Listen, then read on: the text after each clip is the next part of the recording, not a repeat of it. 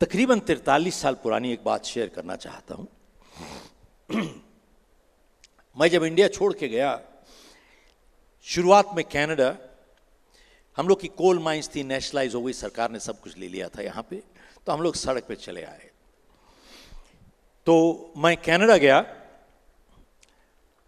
पैसे वैसे थे नहीं यहाँ पे।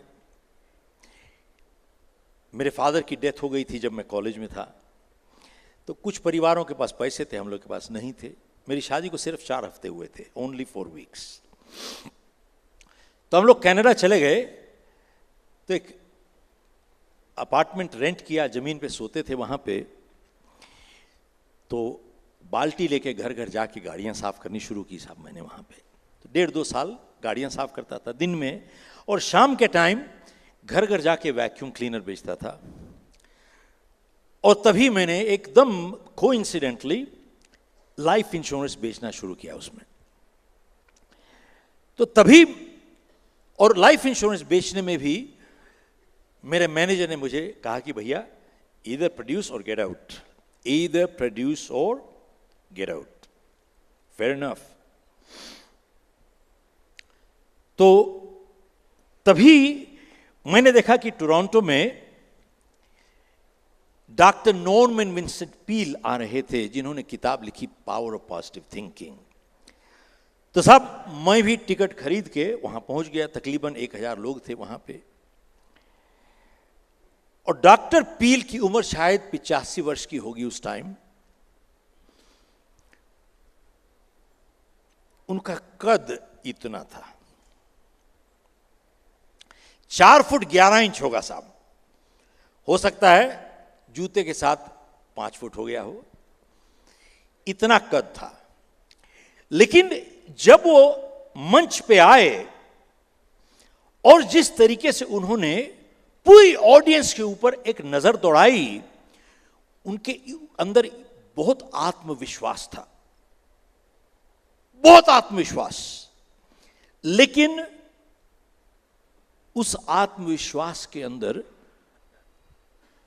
नम्रता थी, क्योंकि जो आत्मविश्वास नम्रता के बिना होता है उसे अहंकार कहा जाता है। Yes no hello. उस आत्मविश्वास के अंदर बहुत नम्रता थी साहब। लेकिन जिस तरीके से उन्होंने देखा, उस दिन से मैंने, और जिस उत्साह से बोले उस दिन से मैंने कद की परिभाषा बदल दी है साहब। मैंने एक चीज तय की, इंसान का कद कभी गर्दन से नीचे नहीं नापा जाता, हमेशा गर्दन से ऊपर नापा जाता है साहब, हमेशा। तो डॉक्टर पील आए, देख के कहते हैं कि आप लोग इतने आराम से बैठे हुए हो, शांति से, लगता है किसी को कोई समस्या नहीं है। तो पूछते हैं,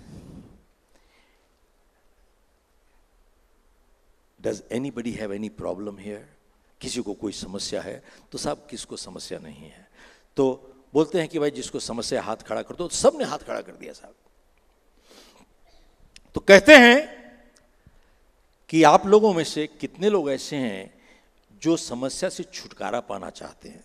तो सबने हाथ खड़ा कर दिया साहब, हाँ छुटकारा पाना चाहते हैं। तो डॉक्टर पील बोले कि यहां आने से पहले 200 गज दूर रास्ते में मैंने कुछ देखा, कुछ लोगों को एकदम रिलैक्स्ड लेटे हुए थे, उनको कोई समस्या नहीं थी। कितने लोग जानना चाहते हैं कौन सी जगह है ऐसी? तो सबने हाथ खड़ा कर दिया साहब। बोले यहां से 200 गज दूर एक शमशान घाट है, वहां पर लेटे हुए हैं लोग, रिलैक्स्ड हैं, उनको कोई समस्या ही नहीं है। तो डॉक्टर पील पूछते हैं कितने लोग समस्या से छुटकारा पाना चाहते हैं? तो सबने हाथ पॉकेट में डाल लिया साहब, कोई हाथ खड़ा ही नहीं हुआ। तो डॉक्टर पील बोले कि भैया ऐसा है, समस्या एक जीवन का प्रतीक है। अरे भाई जब तक हम जिंदा रहेंगे समस्या रहेगी, जब समस्या ही नहीं रहेगी तो हम ही नहीं रहेंगे। Are you with me? और जब समस्या कम होने लगे खतरे की घंटी बज रही है। तब उस टाइम भगवान से बोलना, भरोसा छोड़ दिया, कुछ समस्या ही भेज दो भाई। तो भले, तो साहब मैं 45 साल पुरानी बात कर रहा हूं आपसे। उस दिन डॉक्टर पील ने एक प्रार्थना दी और साहब उस दिन से मैंने वो प्रार्थना उस दिन नोट करके गया वहां से। आप भी करना चाहें तो कर लीजिए।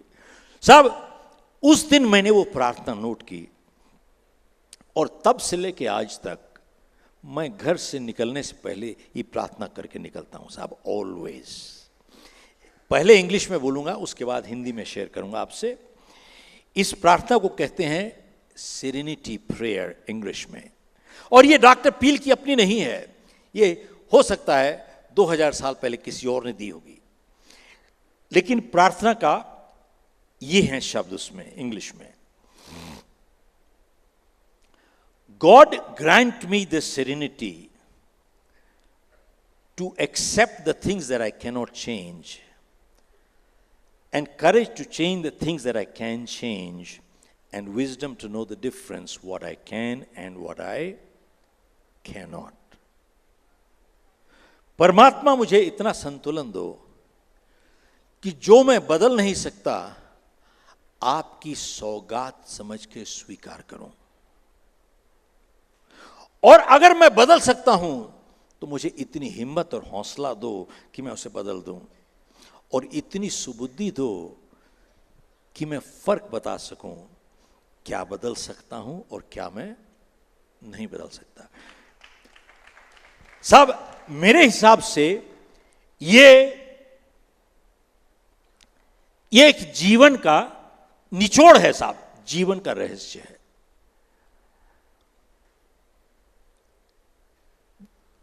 शुरुआत होती है, परमात्मा मुझे संतुलन दो, जो मैं बदल नहीं सकता आपकी सौगात समझ के स्वीकार करूं। साहब सवाल यह है कि क्या जिंदगी में हर चीज हमारे हाथ में होती है? कई चीजें बाहर भी होती हैं।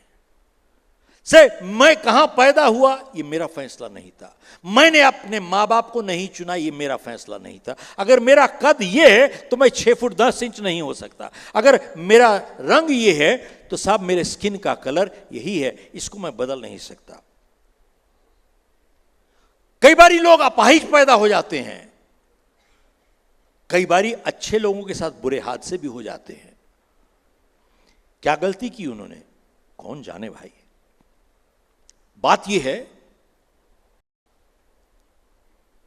बहुत बारी हम लोग जिन चीजों को बदल नहीं सकते उनके साथ लड़ते रहते हैं और अपनी जिंदगी में तनाव लेके चले आते हैं, अपनी जिंदगी को स्ट्रेसफुल बनाते हैं, और हमारी जिंदगी में जो तनाव चला आता है हमारी जिंदगी की आउटपुट और प्रोडक्टिविटी गिर जाती है। Are you with me?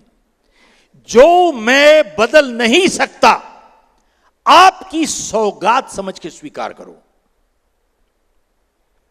और अगर बदल सकता हूं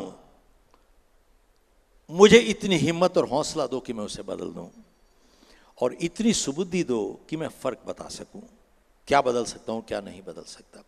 तो साहब जब ये मैंने उनकी प्रार्थना सुनी और मैं लिख के गया, उसके बाद जब मैं अपनी किताब लिख रहा था, और नई किताब अभी लिखी है जो, मैंने ये सोच को लेके 4 पन्ने और ऐड किए मैंने साहब अपनी किताब में, 4 पन्ने ऐड किए इसके ऊपर। और उसमें मैंने अपनी किताब में लिखा है कि जिंदगी एक फैसला भी है और जिंदगी एक समझौता भी है। ये साहब एक लगता है कि कॉन्ट्रडिक्शन है, बट रियली नहीं है। जिंदगी एक फैसला भी है और जिंदगी एक समझौता भी है।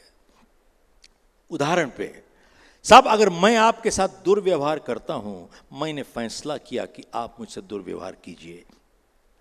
अगर मैं आपके साथ बदतमीजी के साथ पेश आता हूं, मैंने फैसला किया आप मुझसे बदतमीजी के साथ पेश आइए। अगर मैं सिगरेट जलाता हूं, मैंने फैसला किया कैंसर को बुलाने के लिए, यस नो। हेलो साहब अगर मैं दारू पी के गाड़ी चलाता हूं, मैंने फैसला किया एक्सीडेंट बुलाने के लिए, यस नो। अगर मैं खाना ज्यादा खाता हूं, मैंने फैसला किया मोटापा लाने के लिए। मैं अगर एक्सरसाइज करता हूं, तो मैंने फैसला किया हेल्दी रहने के लिए। It is life is full of choices.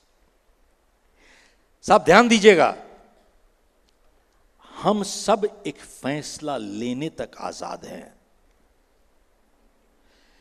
लेकिन जब हम फैसला ले चुकते हैं, उसके बाद फैसला हम पे काबू पा लेता है, हमारी आजादी खत्म हो जाती है। Are you with me? We are all free to the point of choice. हम सब एक फैसला लेने तक आजाद हैं, लेकिन जब हम फैसला ले चुकते हैं, उसके बाद फैसला हम पे काबू पा लेता है, हमारी आजादी खत्म हो जाती है। तो साहब सफलता किसे कहते हैं? जिंदगी में series of positive decisions is called success, and series of negative decisions, गलत फैसले लेते चले जाएंगे, जिसको कहते हैं फेलियर। साहब मैंने आपके साथ माइकल फेल्प्स का उदाहरण शेयर किया था अभी। बहुत से लोग अपनी किस्मत को कोसते रहते हैं, मेरी किस्मत खराब है साहब। परमात्मा भी शायद सुनता होगा जो अपनी किस्मत को कोसते हैं, कहता है और थोड़ी इसको तकलीफ बोझे भाई, ये तो यही मांग रहा है, तो इसी को और भेजते चले जाओ। और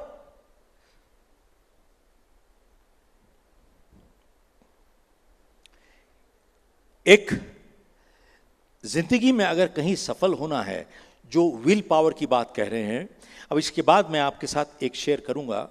जीतने वाले अलग काम नहीं करते, हर काम अलग ढंग से करते हैं। I am gonna come to that. But एक मजदूर में और एक कारीगर में और एक कलाकार में क्या फर्क होता है साहब? साहब ध्यान दीजिएगा, क्योंकि अगर आज यहां से कुछ आप लेके जाएंगे जो अपनी जिंदगी में उतारेंगे, तब तो हम लोग का मिलना कोई सफल हुआ है, वरना तो आपका भी टाइम वेस्ट हो गया, मेरा भी टाइम वेस्ट हो गया। ट्रू? ओके। तो साहब एक मजदूर में, कारीगर में और एक कलाकार में क्या फर्क होता है? जो इंसान सिर्फ हाथ से काम करता है वो मजदूर कहलाता है साहब, और जो इंसान सिर्फ हाथ से और दिमाग से काम करता है उसे कारीगर कहा जाता है साहब। और जो इंसान हाथ से, दिमाग से और दिल से काम करता है उसे कलाकार कहा जाता है साहब। तो साहब जिंदगी में कोई काम भी कर लें, कोई काम भी किया जाए, अगर उसे हम कला का रूप नहीं दे पाएंगे, कभी निपुणता से कभी कर ही नहीं पाएंगे साहब। उसको कभी नहीं कर पाएंगे। और बहुत से लोग चालू काम करते हैं, काम चालू करते हैं, काफी हो गया, काफी हो गया।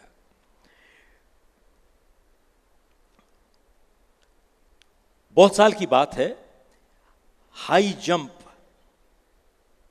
का वर्ल्ड रिकॉर्ड 7 फुट 4 इंच था। High jump, not pole vault. साहब मजे की बात है कि एक आदमी 7 फुट 4 इंच का डंडा कैसे पार कर सकता है छलांग लगा के? साहब 4 फुट 7 इंच मुश्किल होता है, 7 फुट 4 इंच कैसे कर लेगा? तो किसी ने चैंपियन से पूछा कि भैया आप 7 फुट 4 इंच का डंडा कैसे पार कर लेते हो? तो साहब उसने जवाब क्या दिया, यही जवाब अगर आज आप ले जाएं, अपनी जिंदगी में उतार लें, बहुत है। कहता है मैं अपने दिल को डंडे के ऊपर फेंकता हूं, जिस्म अपने आप चला आता है साहब। मैं अपने दिल को डंडे के ऊपर फेंकता हूं, जिस्म अपने आप चला आता है। तो उसने हाई जंप को एक कला का रूप दे दिया। Are you with me? साहब, इतना सोचने के लिए क्या हमको पीएचडी चाहिए? क्या हमको एमबीए चाहिए? जानते हैं साहब, पीएचडी एमबीए करने के बाद उनको फिर भी यही समझ नहीं आती है बात। That is the sad part.